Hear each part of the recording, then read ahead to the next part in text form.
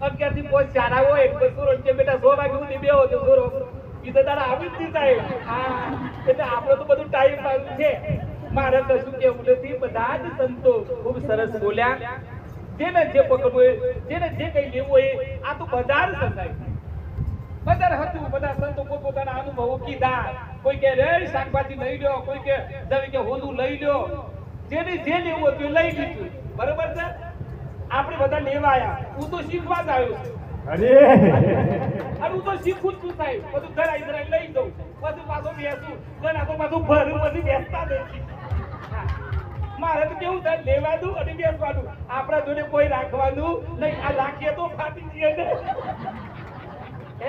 કશું રાખવાનું નહીં. કોઈ તો કેવું છે ગોપીની જેમ દહીં લઈ લ્યો, દહીં લઈ લ્યો. બસ હું તો મટકી લઈ નીકળ્યો. જેને માખણ લેવું લ્યો. અને આ બધા ગોવાળિયા બધા ભેગા થયા. જેને જે વેચવું જેને લેવું એ લીધું. બહુ કાંઈ નહીં. આરતીનો સમય થઈ ગયો છે. કશું જ કહેતો નથી. સદગુરુનું શરણ. શબરીએ માતંગ ઋષિનું શરણ લીધું. શબરીને રામ મળ્યા. મીરાબાઈએ રોહિદાસનું શરણ લીધું. કૃષ્ણ મળ્યા. કબીર સાહિબે રામાનંદાચાર્યનું શરણ લીધું. કબીર સાહેબને આજે દુનિયા યાદ કરે.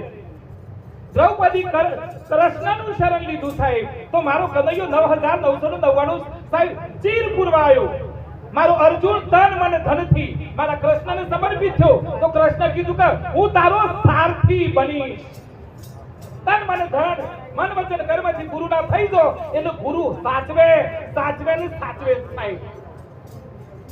જેટલા સંતો જેટલા મહાપુરુષો થઈ ગયા એ બધા ગુરુના શરણે ગયા હતા. ઘેર બેઠા એનું કશું ઉદ્ધાર નથી થવાનું. લખી રાખો. ઘેર બેહીને આ બાપાએ કીધું કે ઘેર બેસીને કે મારે આગળ જવું ના જવાય. કોઈ બનાસકાંઠાથી આ મોડાસાથી આ બધા શું કરવા આવ્યા? કંઈક મેળવવા. જે મેળવવા આવે છે એ જ સંત, જે મેળવે છે એ જ ભગત. એટલે સદગુરુનું શરણ લેવું, સદગુરુના વચન પાળવા. અને તમે બધા હું તો નાનો છું પાછું. મારથી ઘણા મોટા છે એટલે તમે બધા જે કઈ બોલ્યા મારે કશું નહીં. બીજું કઈ નહીં. પંચવર્તમાન પાળવાના. ભગવાન જોડે તમે ભગવાનના જોડે સંત શરણ માંગશો, ભક્તિ માંગશો તો જો સંત આવે, જો ભગવાન આવે તો લક્ષ્મી પણ આવે ને આવે. એટલે તમે બધા મને હોભળ્યો. હું તો કહું છું કે ભગવાન સ્વામી તમારે ઘેર લક્ષ્મી સહિત અખંડ નિવાસ કરે એ જ મારી પ્રાર્થના છે. અને બીજું જન્મો જન્મ તમને સત્સંગ અને સંત કૃપા પ્રાપ્ત થાય એ જ પ્રાર્થના. વધારે કઈ નહીં. પાછા ક્યારેક મળશું. બરાબર છે. નિત્ય મારે તો આ જ કામ હોય છે. બીજું જોઈતારામ બાપાની આ જોઈતારામ બાપામાં આજે એમના દીકરા મુકેશરામ બાપુ જે છે આમાં તો કાયમ ભેગું રહેવાનું. આ તો મારો રામ છે સાહેબ. એ પણ જોતા તાળી પાડો મારા મુકેશરામ મહારાજ માટે સાહેબ. આ મારા રામ છે સાહેબ. મારા ભાવનાબેન, મારા ભાભીશ્રી સાહેબ એટલો પ્રેમ, એટલો નિસ્વાર્થ પ્રેમ, આમ એટલો બધો ભાવ સાહેબ. આ બંનેની વાત થાય. મારા જોડે પ્રવીણ બાપુ શબ્દ નથી.